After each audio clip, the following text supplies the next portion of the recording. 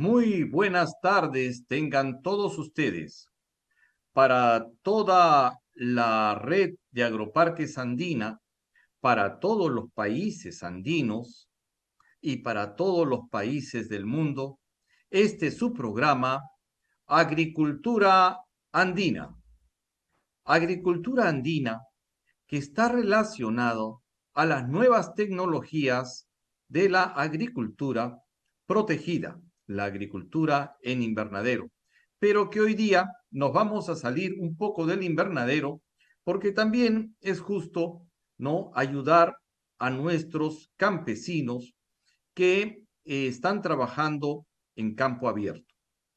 Hoy día, siendo viernes 5 de agosto del 2022, vamos a hacer un programa muy interesante.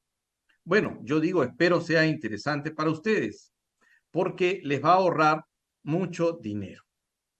En realidad, esto se llama labranza mínima y labranza cero. ¿Qué cosa es la labranza mínima o labranza cero? Es el menor impacto posible a nuestro suelo para no romper algo tan importante y tan especial que hemos descubierto en los últimos años. Bueno, la labranza mínima como concepto de labranza, o sea, de manipulación del suelo, de la rotura del suelo, del abrir con el arado, ¿no? Y más aún cuando se abren nuevos suelos con un subsoleador que puede tener una profundidad pues de medio metro, 1 metro, ¿no? De profundidad. Hay subsoleadores mucho más profundos todavía. Pero en nuestro medio esos equipos pesados no se ven, ¿no? Entonces vamos a hablar de un subsoleador pues de medio metro, ¿no? 70 centímetros, no creo que haya más aquí en el Perú. No hay tanto caballaje, no hay tantas máquinas tan grandes. Y en la costa, pues no se necesitan porque tenemos tierras que, ¿qué tierras? No, no son tierras, en realidad son arenales, ¿no? Así que no se necesitan. Pero en en la sierra, pues tampoco, porque el terreno es tan accidentado que los tractores, o el terreno tractorado, es muy poco, ¿no? Es relativamente muy poco. Entonces, sabemos pues que ahí el trabajo con bueyes y a mano, ¿no? Con la yunta, con la chaquitaya, es el trabajo de nuestros campesinos, ¿no? Pero les vamos a dar un concepto diferente para que tengan esta herramienta que les va a ayudar a tener un costo menor por hectárea en su producción agrícola. Claro, porque no es necesario bajo este concepto ya de agricultura orgánica sostenible la utilización de la mecanización. Vamos a eliminar un poco la mecanización, y digo un poco porque sí necesitaremos en algunos casos en donde estamos hablando, tanto en la costa como en la sierra, como en la selva, de terrenos de gran extensión, de terrenos de muchas hectáreas. Entonces, ahí sí vamos a necesitar solamente, ¿no? La rastra de discos, solamente la rastra de discos, ¿no? Y de discos pequeños, ¿no? Para hacer un rastreo nada más, ¿no? Para incorporar los rastrojos o excedentes del cultivo anterior e incorporarlos al suelo. No volteando, sino simplemente picando el suelo. Vamos a entender qué cosa es esto de la labranza mínima y por qué es tan importante para la recuperación de los suelos y para volver los suelos más orgánicos y con más materia orgánica para poderlos hacer más productivos. Es sabido y es muy conocido que la productividad en el Perú, en todos los cultivos, es muy baja. Y esto es por la poca tecnología que encontramos en el campo. Hay una escasez de conocimiento técnico para abordar una mayor cantidad de productividad. Y esta está dada por la fertilidad de los suelos. Entonces, vamos a hablar de esto porque nadie habla sobre la fertilidad de los suelos. Vamos a hablar sobre la recuperación de los suelos, tanto salinosódicos como hay en la costa, y también de los suelos pesados, arcillosos que hay en la sierra. ¿Y cómo se recuperan? Con materia orgánica. A veces se necesita un poco de tiempo para esto y hay que tener un poco de paciencia, porque estos suelos han sido mal utilizados con agroquímicos, con fertilizantes químicos y muy manejados por el demasiado uso de la mecanización. ¿Y qué hace un tractor pasando por repetidas veces por el campo? Es compactando más el suelo. Entonces, la aireación que se tiene que tener y la porosidad de los suelos se rompe. Y eso dificulta la entrada del agua y, por supuesto, la fertilidad del suelo. Con los años se va deteriorando y cultivo tras cultivo y cada vez menos producción hace que nuestros suelos sean cada vez más infértiles. Por más que se le meta nitrato de amonio, por más que usen urea, si no hay incorporación de materia orgánica y no hay microorganismos del suelo, ahora ya sabemos que la fertilidad se va en picada. Entonces, en este momento hay una gran necesidad en todo el agro peruano de recuperación de suelos. Y vamos a hablar hoy día sobre ese tema.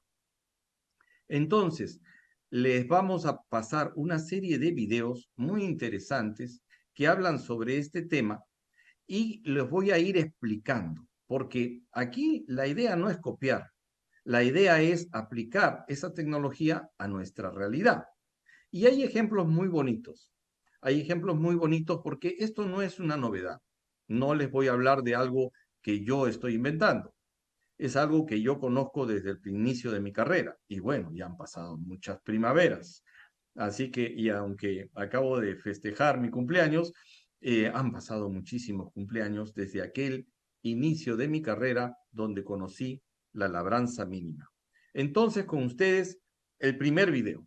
El objetivo es regenerar el suelo de cultivo para recuperar la fertilidad y la estructura del suelo de los bosques vecinos, dice esta información. Vamos a ver qué nos dice este interesante trabajo de un ingeniero. Este es el suelo que usted va a tener al final mi desierto. Ese es un suelo lleno de vida, lleno de materia orgánica. Y es así como hay una gran diferencia entre un suelo orgánico fértil y un suelo empobrecido por la mecanización y por el uso indiscriminado de fertilizantes químicos. Eso que durante los últimos, ¿qué? 100 años o más se viene practicando en el Perú. No solamente en la costa, sino también en la sierra. Claro, no todos tienen ese manejo. Algunos productores, de los cuales yo tengo muchas referencias, saben manejar sus suelos y utilizan gran cantidad de materia orgánica, ¿no? O hacen rotación y dejan descansar sus suelos, usándolos también de potrero para que se vayan fertilizando con el desecho de sus animales. Esto es muy importante porque la incorporación de la materia orgánica en el guano de cualquier sea el tipo que quieran utilizar es muy importante. Entonces, ahora vamos a ver paso a paso cómo la recuperación de estos suelos se puede llevar a cabo. Entonces, los principios es no arar, no pasar la rastra, el cruce, ¿no? Y la nivelación. Hacer siembra directa después de un pasado de disco solamente, rotar con leguminosas y con cereales, o utilizar el cultivo mixto con leguminosas, utilizando semillas nativas y también incluir el centeno o alguno, en el caso del Perú, hay una leguminosa muy importante que es la canavalia. Y cuidado, acá recomiendan herbicidas, pero esta es una información ya muy antigua. Los herbicidas contaminan el suelo. Entonces, no es bueno la utilización de estos herbicidas, ¿no? Yo estoy en contra de la utilización de los herbicidas. Pero, ingeniero, entonces, ¿cómo vamos a hacer para evitar las malezas? Lo vamos a tocar. Entonces, la materia orgánica es clave para que el proceso comience. Para ello, dejamos que la paja o el rastrojo de la cosecha anterior quede y al paso de rastra lo vamos a incorporar en el suelo. No necesitamos voltear el suelo, solamente romper la capa de los primeros 5 centímetros y incorporar un poco los tallos y metiéndolos a esos 3, 4 primeros centímetros para que el suelo haga su trabajo. En realidad, no es el suelo, son los microorganismos que están en el suelo y que van a descomponer este material de desecho, ¿no? Que uno piensa, bueno, hay que limpiar el campo. No, es mejor dejarlo para incorporarlo en el campo. Pero vamos a utilizar varias estrategias de cobertura para ir mejorando estos suelos pobres en la medida en que vayamos avanzando. Entonces pasamos a al siguiente video. No, pero hubo una recuperación muy fuerte. La parte superficial está físicamente muy, muy buena. Esta parte acá, ¿no? ¿Te ve? Y eso es el trabajo del centeno. Pero ya abajo sigue compactado, ¿no? ¿Te ve? Y la vida está muy pobre.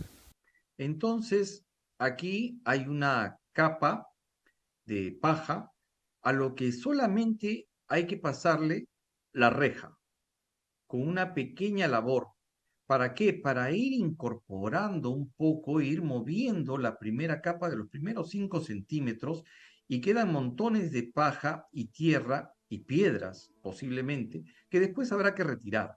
Muchos se mantendrán toda la campaña, sí, se mantienen porque todavía no han sido incorporados al suelo.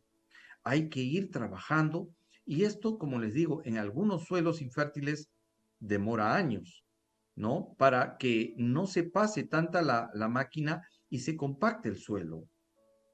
Entonces, claro, muchas piedras y muchas cosas quedarán eh, impidiendo la, la cosecha. Es un cambio muy fuerte, muy fuerte. Y sorprendente, ¿no? Yo no pensaba encontrar eso. Mire, eso de acá es una cosa extraordinaria.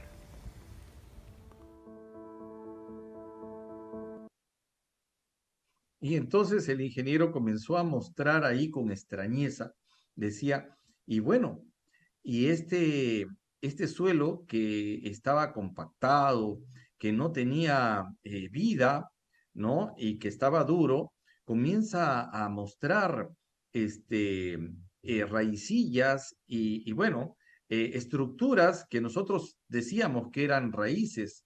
¿En realidad serán raíces?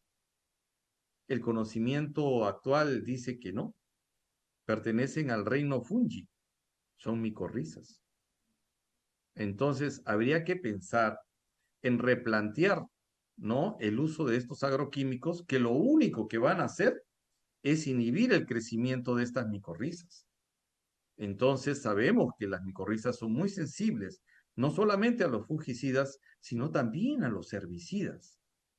Y si esta es la base de la fertilidad, lo que entendemos ahora, que esa red que se tiende debajo del suelo, por eso no debemos romper la estructura del suelo, porque si rompemos mucho la estructura del suelo, más allá de los 30, 40 centímetros, entonces rompemos la red de micorrizas.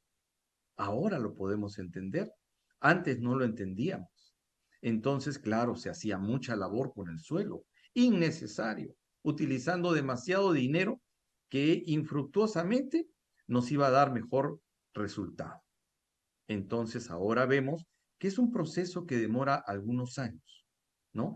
Pero aquí está viendo el ingeniero con sorpresa, ¿no?, que comienza a haber un cambio en la estructura del suelo. Seguimos con el video para ver cómo va avanzando este maravilloso conocimiento.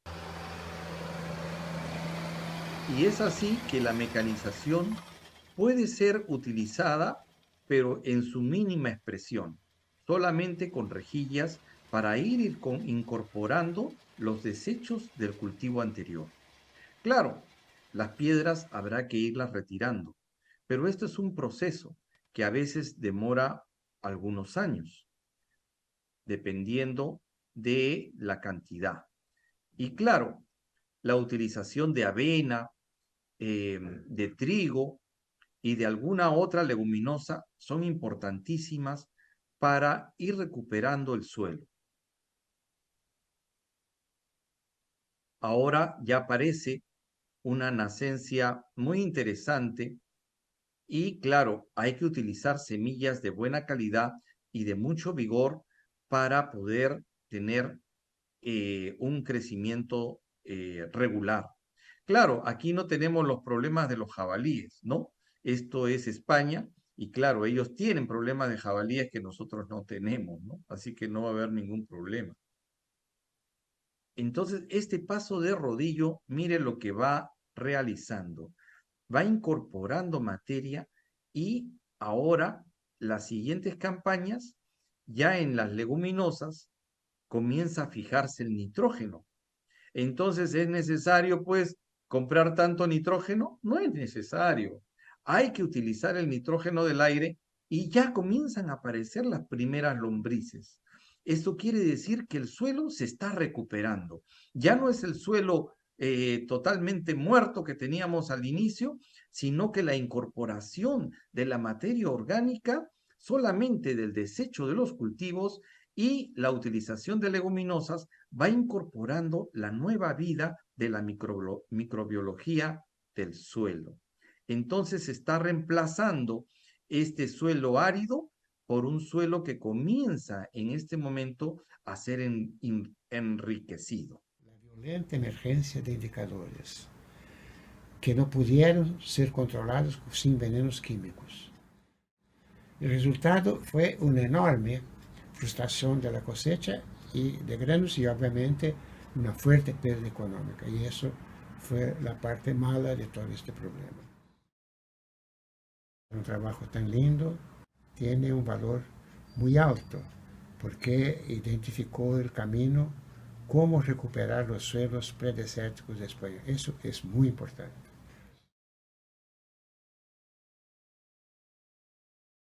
Como la recuperación de suelos desde hace ya muchos años se viene estudiando. Entonces hay que basarse en el conocimiento científico existente para poder seguir avanzando. Es prácticamente lo que yo estudié en la universidad, ¿no? Y esto hay que llevarlo a otro nivel. Entonces vamos a incorporar todo el conocimiento que ya desde estos investigadores, este investigador científico era de nacionalidad brasileña, pero trabajando como investigador en España, en los suelos españoles. Claro, porque en Brasil no hay jabalíes. Entonces, aquí hay que entender que el conocimiento ya estaba dado. Ahora hay que utilizarlo en la agricultura del nuevo pensamiento en el Perú, el nuevo pensamiento agrícola en el Perú. Y ahora vamos a pasar a una experiencia muy interesante en maíz. Saludos amigos, bienvenidos una vez más a este espacio periodístico del agro, donde fomentamos los saberes y los diálogos del agro.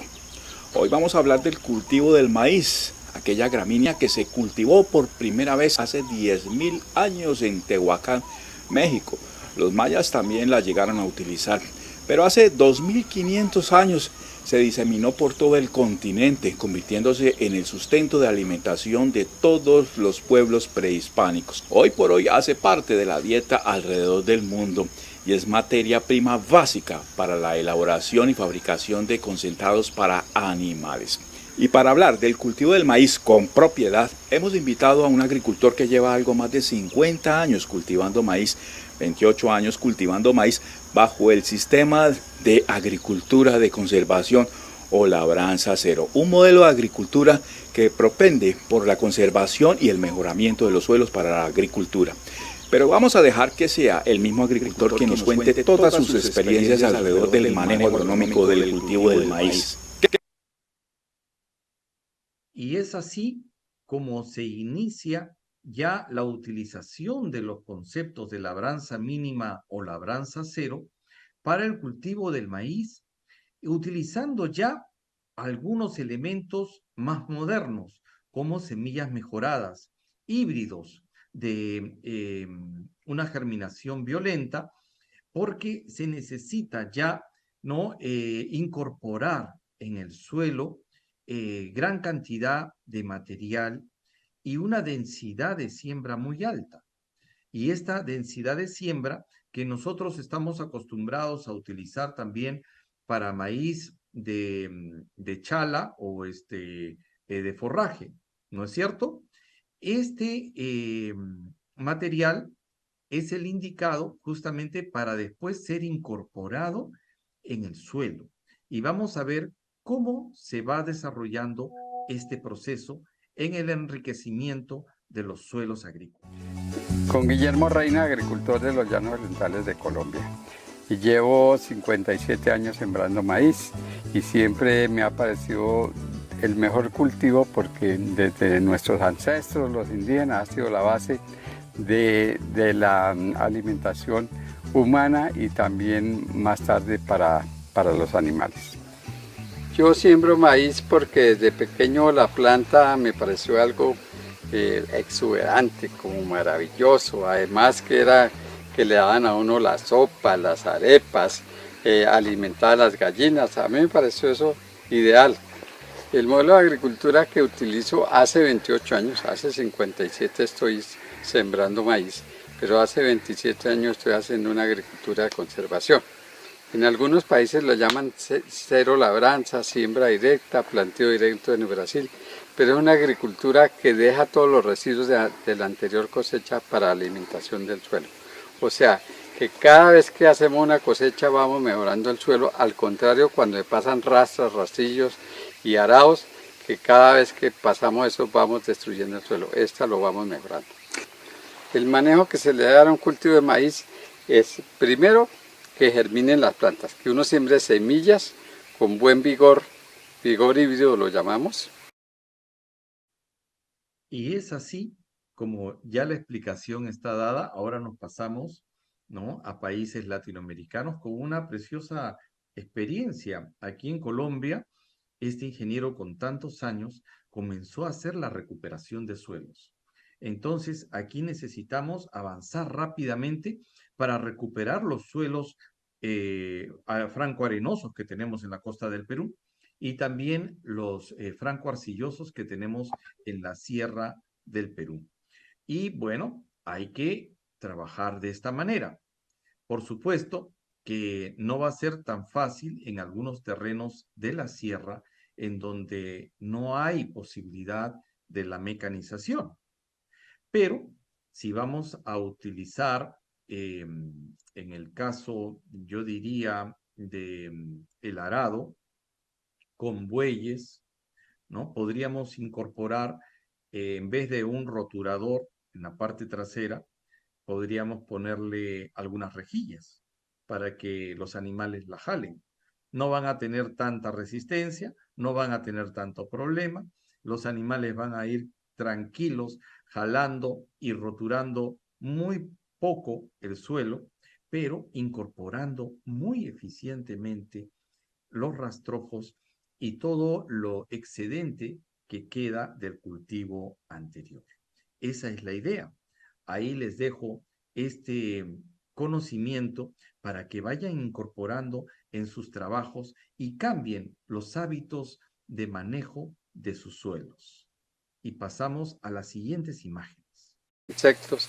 Ahora en la semilla bien incorporado, con algo que es orgánico, que es Bacillus thuringiensis, y con ese ya las plagas, si van a comer el maíz, se mueren.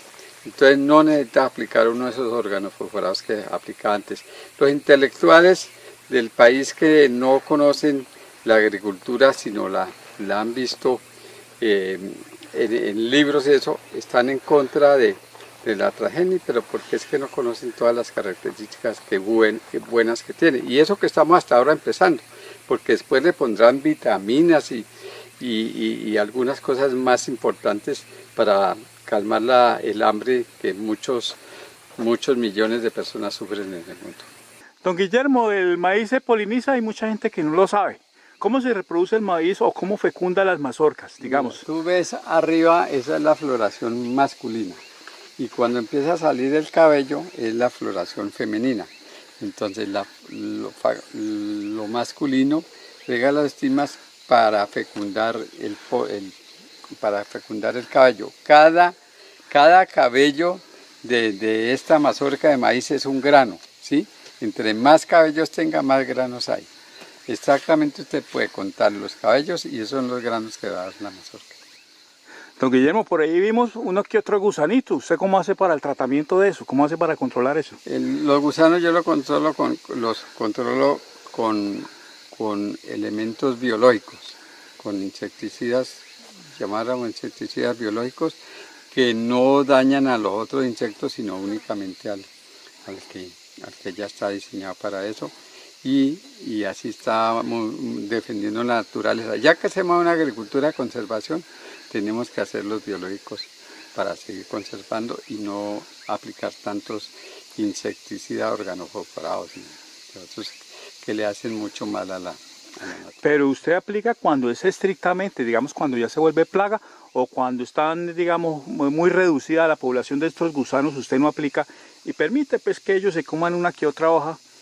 Digamos, en el caso del cogollero en el maíz, yo desde hace muchos años un científico que trabajó en Corpoica me enseñó que la comida del gusano espodoptera en la mata de maíz no es daño económico para el maíz, porque el maíz crece, como podemos ver, tantas hojas que el gusano no es capaz de comerse. Entonces, por lo tanto, no va a tener incidencia comercial, económica.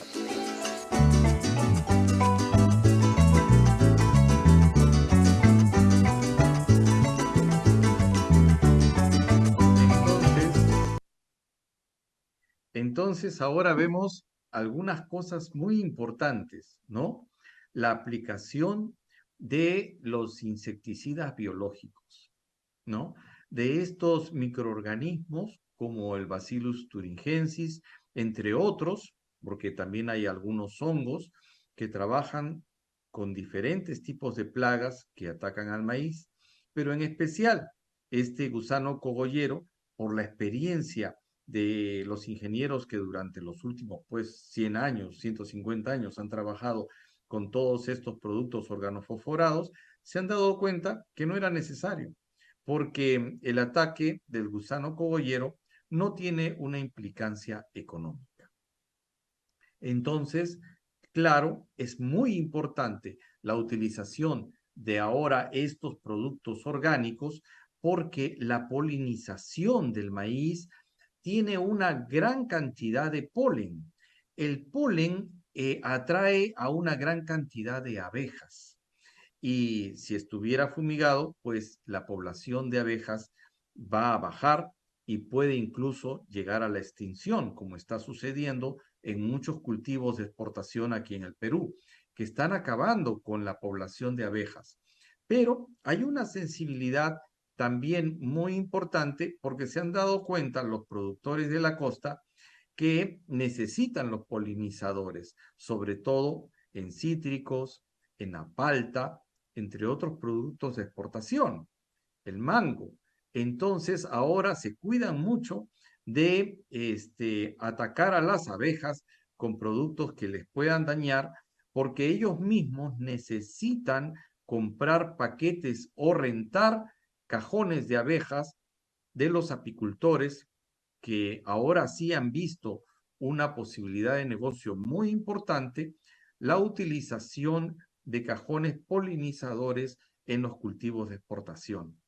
Entonces, todo se está transformando alrededor de la nueva agricultura orgánica, porque los productos que se están exportando no pueden tener pues trazas de productos químicos, sino serían rechazados en el mercado internacional. Entonces, todo está tomando sentido en este momento y seguimos avanzando. Ahora vamos a dar un ejemplo muy especial que hemos visto en la serranía del Perú trabajando con pastos. Vamos a ver esta experiencia y vamos cerrando este maravilloso programa hablando de la recuperación del suelo y de la incorporación de materia orgánica, que es muy importante, de la cual vamos a hablar más adelante, porque todos estos factores son importantísimos para la regeneración de los suelos agrícolas, tan importante para los suelos peruanos que han sido degradados por la mala utilización de productos químicos venidos del petróleo, como son la urea y el nitrato de amonio. Y bueno, el fosfato o superfosfato de calcio y el triple también han contribuido a toda esa mala costumbre que se instaló en la producción agrícola mundial, pero que en verdad nosotros recién estamos cambiando cuando ya muchos países no los usan. Entonces, nosotros creemos que eran necesarios y ahora hay una gran queja pues de los productores agrícolas diciendo no tenemos para comprar lo que tanta costumbre tenemos de tirar miles de soles de nitrato de amonio, ¿no? Cuando lo que se tiene que hacer es recuperar la fertilidad de nuestros suelos. Ahora vamos a darles muchos más tips para que entiendan que lo que se necesita hacer es la incorporación de materia orgánica inicialmente con los mismos desechos de las cosechas anteriores. Aquí estamos en el fondo Río Branco, de propiedad de Ezequiel Omonte, en Baños, Huánuco.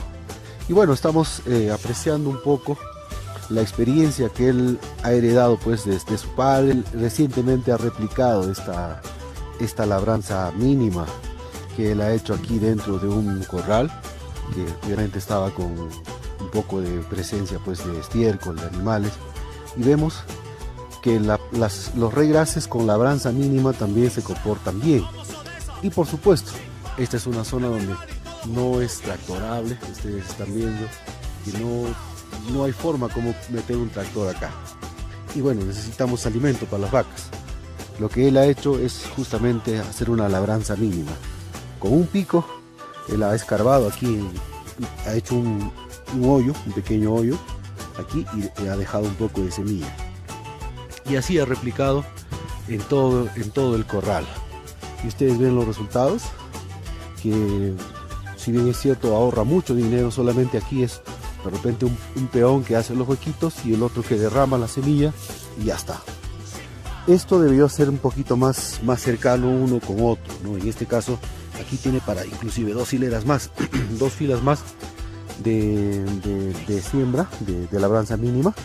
Pero bueno, para hacer una experiencia que no está muy difundida en la zona, que él también ha heredado de muchos años atrás, está bien, está perfecto. Este va a ser el primer corte que van a tener y pueden ver ustedes que no hay un tractor aquí, solamente se ha utilizado picos y se ha utilizado semilla de pastos. Aquí hay dactilis, raigraces, hay tréboles también. Y bueno, está perfecto, está perfecto. ¿Pudo ser mejor? Por supuesto que sí, pero están viendo la versatilidad que tiene los pastos cultivados, en este caso regraces, inglés, italiano, dactilis, etcétera. Estamos aquí a 3.840 metros sobre el nivel del mar.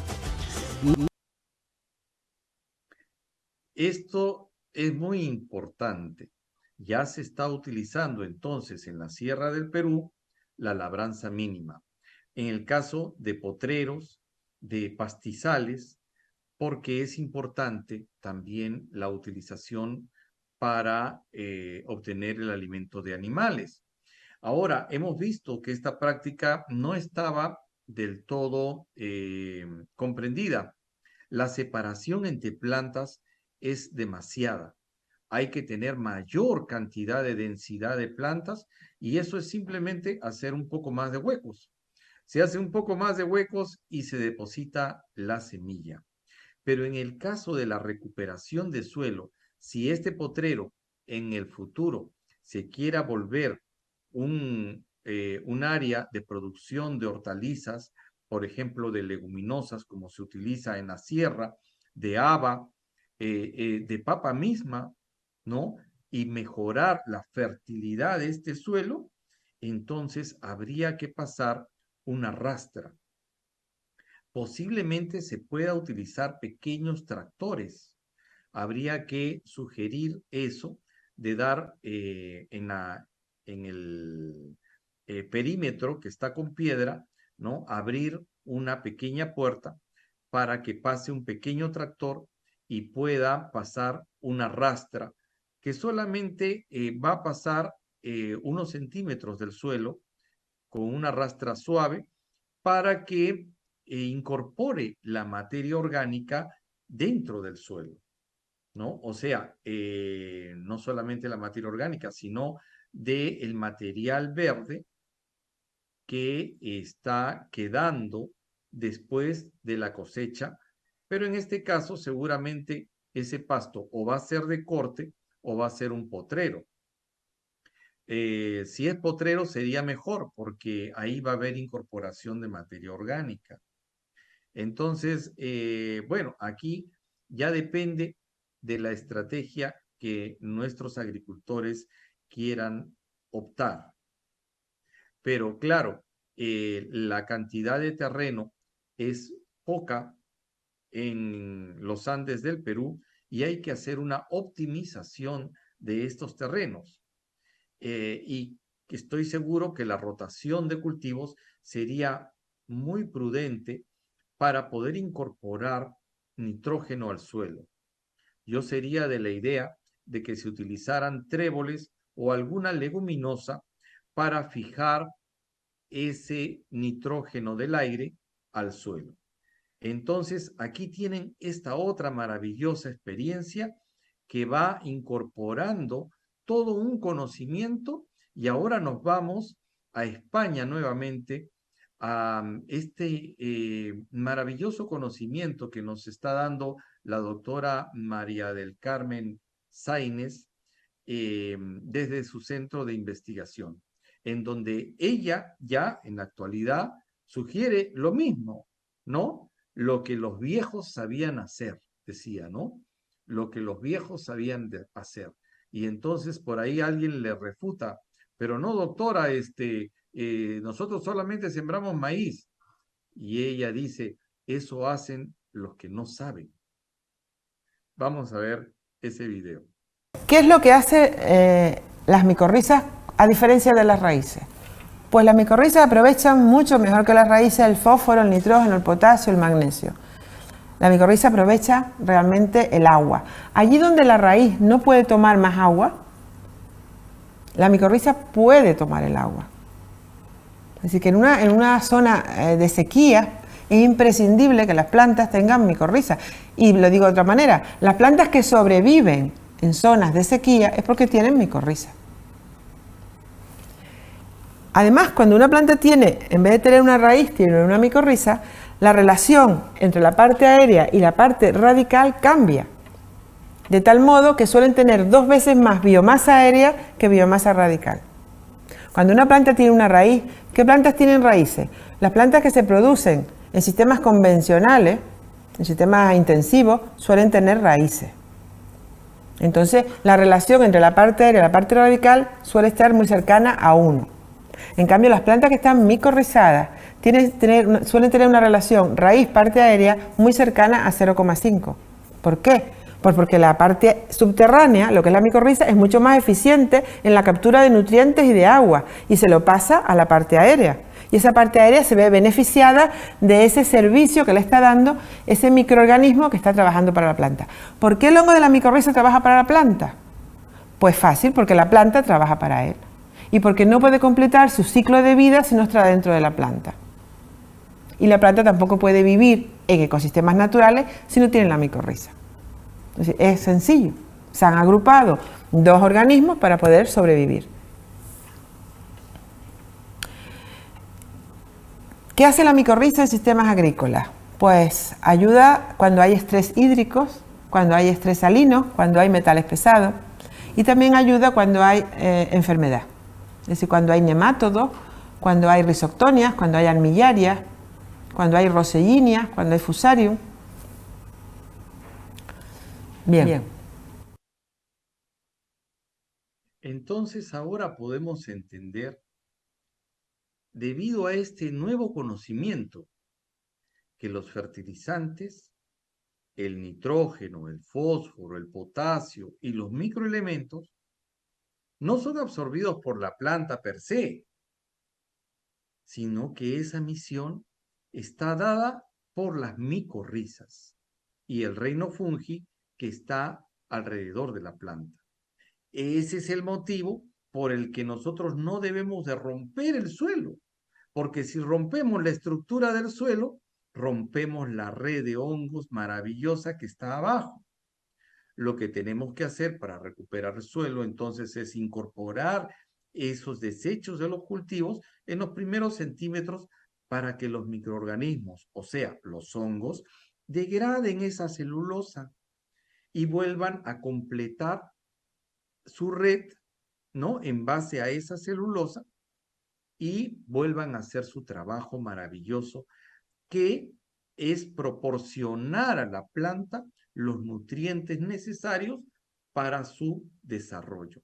Y todo lo que la doctora Mas ha dicho, ¿no? Esta relación maravillosa tiene pues muchas otras implicancias, como la absorción del agua, como la defensa de otros microorganismos, de los nemátodos que tanto daño hacen a la planta, pero si está micorrizada, entonces los nemátodos no tienen posibilidad de atacar el tejido de la planta.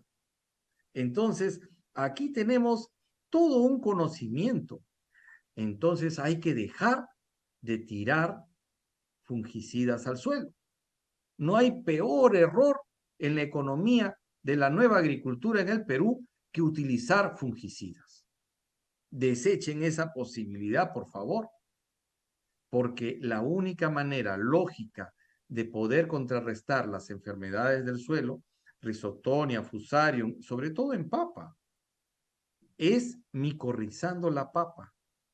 Y para eso estamos trabajando en Ciatecno, en nuestro laboratorio, para poderles proporcionar las micorrizas especializadas para cada zona, porque no es lo mismo la zona centro que las micorrizas de la zona sur, de Cusco o de Arequipa.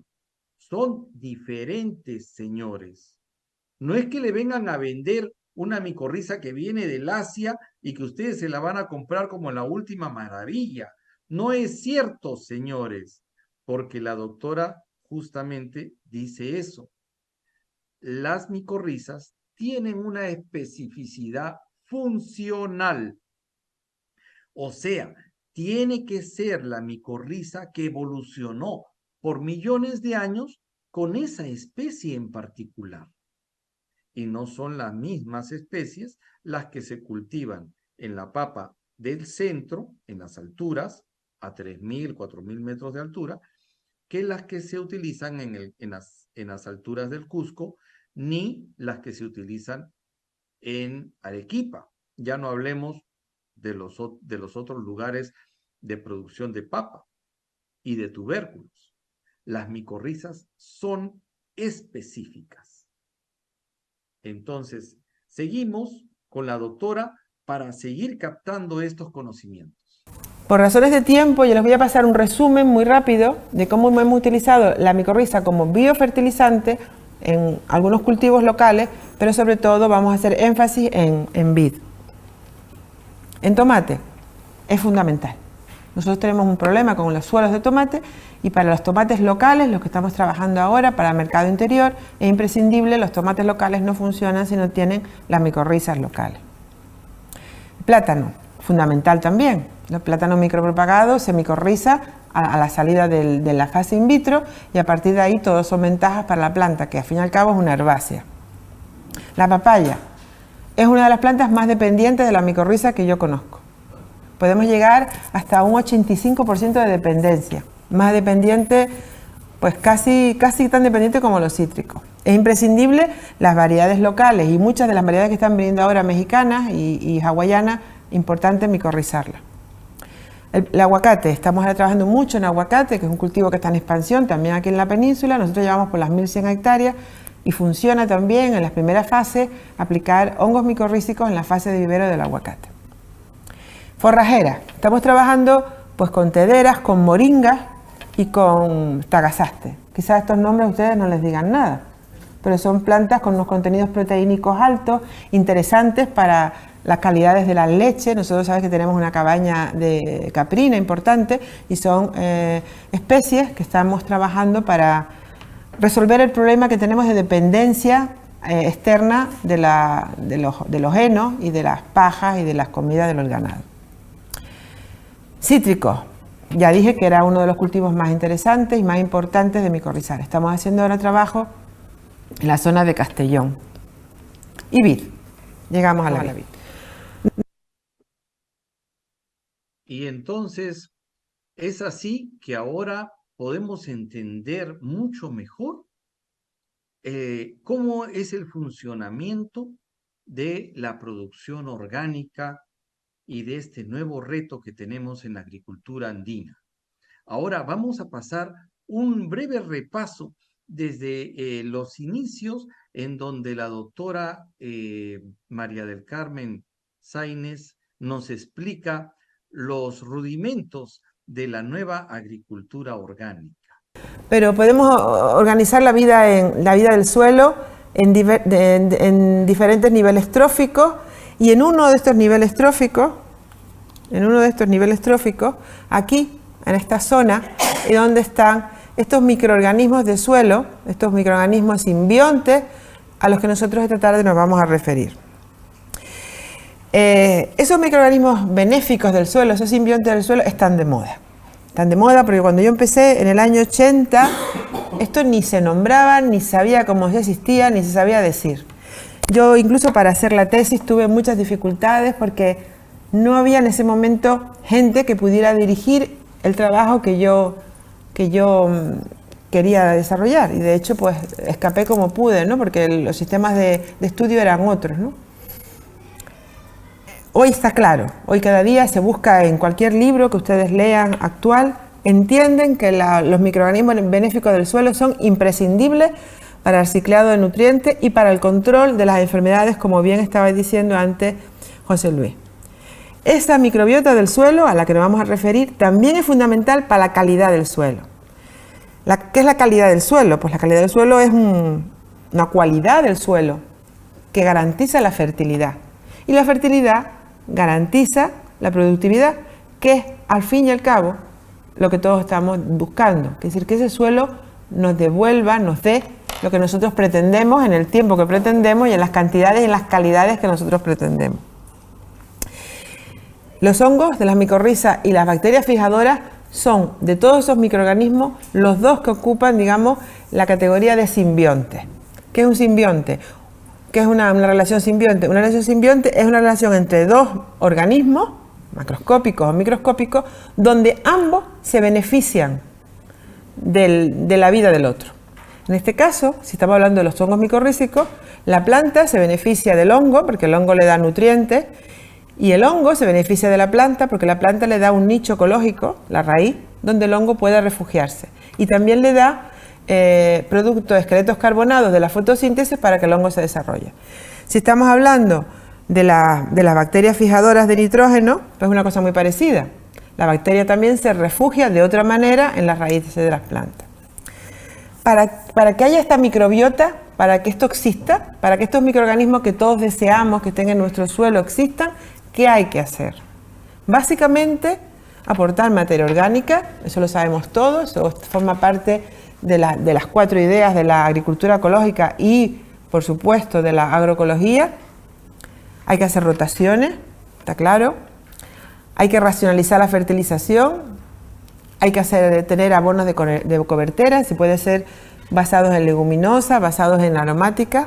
Hay que no labrar, esto es una cosa que cada día lo tengo yo más claro, la no labranza. Y esto es uno de los puntos más complicados de explicar y más complicados de entender por la gente, porque tenemos todos metidos en la cabeza que el suelo hay que estarlo continuamente moviendo, que hay que labrarlo, que hay que oxigenarlo, que hay que darle la vuelta. Y ahí empiezan muchos problemas. Hay que utilizar semillas locales en todo lo que se pueda o variedades locales. Y hay que, por supuesto, evitar el uso de biocidas. Y este sería el negativo del decálogo ¿no? Entonces coincide, si ustedes se dan cuenta, coincide el decálogo que yo propongo, que se propone para que la microbiota del suelo sea una realidad, para que la microbiota del suelo se multiplique, para que esté ahí dándonos ese servicio, coincide con todo lo que se propone de toda la vida en agroecología y en cualquier curso de agricultura ecológica que ustedes vayan. Eso es lo primero que le explican, ¿no? Todo tiene una razón de ser. Venimos a hablar de los hongos formadores de micorriza. No se puede llevar la idea esta tarde de que ellos son los protagonistas del suelo y que están ahí y que manipulando los hongos micorrízicos podemos conseguir resolver problemas, incrementar producciones, evitar enfermedades, evitar problemas que ocasionan las aguas de malas calidades, para nada. Los hongos micorrízicos, aunque vamos a hablar de ellos a partir de ahora, forman parte de un gran universo que está en torno al sistema radical, en esa rizosfera, en ese espacio donde el suelo está envolviendo a la raíz, donde la raíz tiene un efecto, un influjo sobre el suelo. Ese espacio hay millones de microorganismos y entre ellos están los hongos formadores de micorriza. Otra cosa que quería decirles es una cosa que también yo creo que lo saben, pero bueno, se los explico. Todo el mundo piensa que los microorganismos que están en el suelo están ahí porque sí, se pueden poner, se pueden quitar, se pueden añadir y entienden que le están dando cosas a la planta, ¿no? Hay algo que las plantas le da a los microorganismos y que define esa atmósfera de microorganismos. Es decir, las plantas no solamente toman el sol, toman el oxígeno, excretan el CO2 hacia arriba, hacia abajo. Las plantas excretan unos exudados. Es decir, toda la atmósfera que está en torno a la raíz está dominada por las excretas de la planta. Cada planta excreta lo que cada planta considera apropiado a partir de su metabolismo. Incluso hay plantas, por ejemplo, las coles, ¿no? Las coles, ¿qué excretan?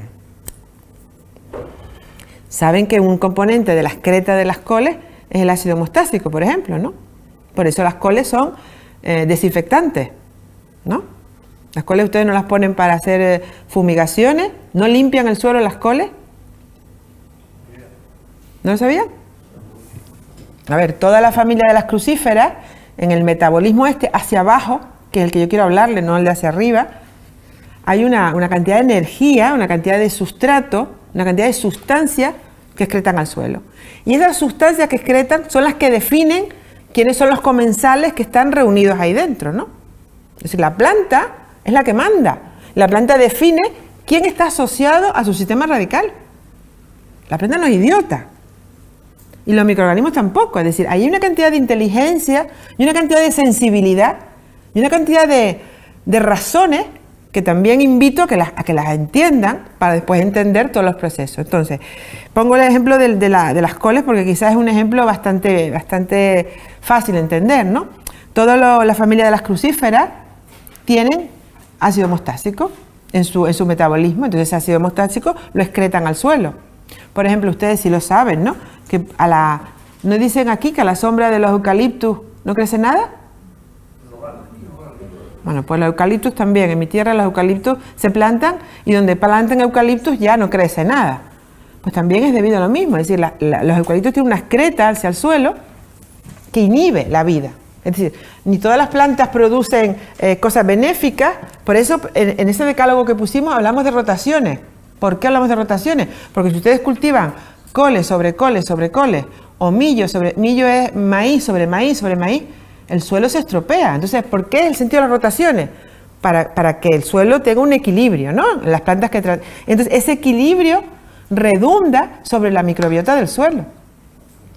Entonces, todo ese decálogo que estamos ahí explicando está basado en un montón de información, que muchas veces esa información ha pasado de generación en generación y está enfocada a mantener la vida del suelo. Si nosotros ponemos siempre coles, llegará un momento que mataremos toda la vida del suelo. Mataremos lo malo, pero también mataremos lo bueno. Entonces siempre la gente que sabe, después de un cantero de coles, pone un cantero de habas, ¿no? ¿No es así? ¿Los viejos no hacen eso? Y después de un cantero de maíz, ¿qué suele poner la gente aquí? Más maíz. Esos son los que no saben. Yo estoy hablando de los que saben. Los viejos. Los viejos después de maíz nunca ponen maíz. Y si ponen maíz lo ponen asociado a una leguminosa. Esos son los viejos que saben. Aquí tiene que haber gente que sepa también.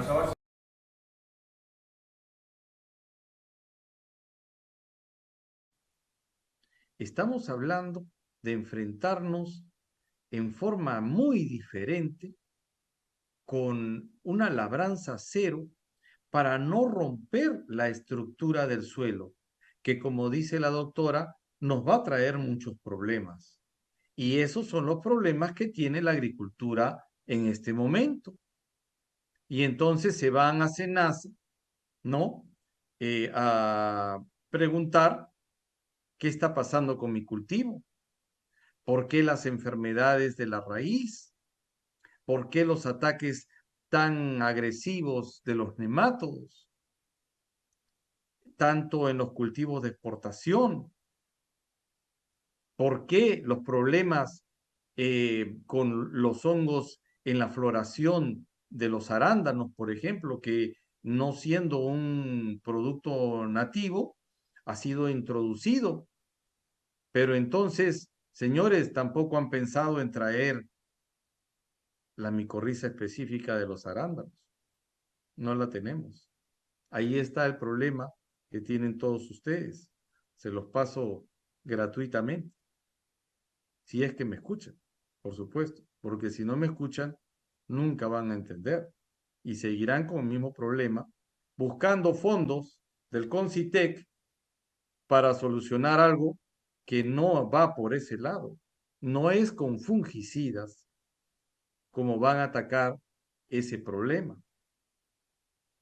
Entonces, señores, hay que seguir estudiando y seguir experimentando, sobre todo escuchando las nuevas relaciones bióticas que se nos están abriendo en este mundo maravilloso de la agricultura moderna, pensado ahora en los microorganismos del suelo. no solamente son las micorrizas, sino también el gran entramado de toda la biodiversidad que hay en el suelo. Es muy necesario las bacterias fijadoras de nitrógeno para no tener esa dependencia de los fertilizantes importados.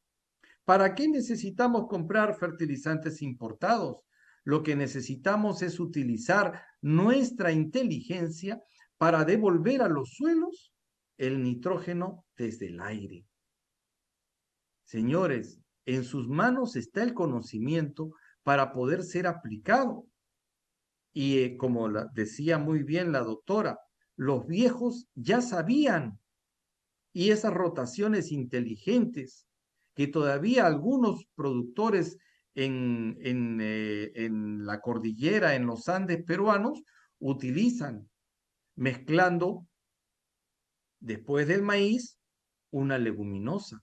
Y ahora más que sabemos que en el Perú la canavalia, que es una leguminosa ancestral que utilizaban los incas, que nosotros tenemos acá, es en este momento la que está utilizándose en conjunto con los productos para exportación, café, cacao, para devolver el nitrógeno en el suelo. Pero hay que utilizar todos los elementos, tanto también la harina de roca, también el conocimiento del bokashi, que nos viene de Japón, una fórmula que podemos utilizar nosotros con los elementos que tenemos aquí. Claro, la fórmula es japonesa, porque ellos tienen muchos años, creo que no sé si 100 años o más en la utilización de estos productos, quizás 50, pero nosotros ni siquiera los estamos tomando en cuenta. Ahora que estamos utilizando el guano de la isla, sabiendo que el guano de la isla se va a acabar. Se va a acabar porque no va a alcanzar para todas las hectáreas que tenemos aquí en el Perú. Entonces nos vamos a quedar sin materia orgánica proveniente de las aves. Pero también podemos utilizar la anchoveta como fertilizante.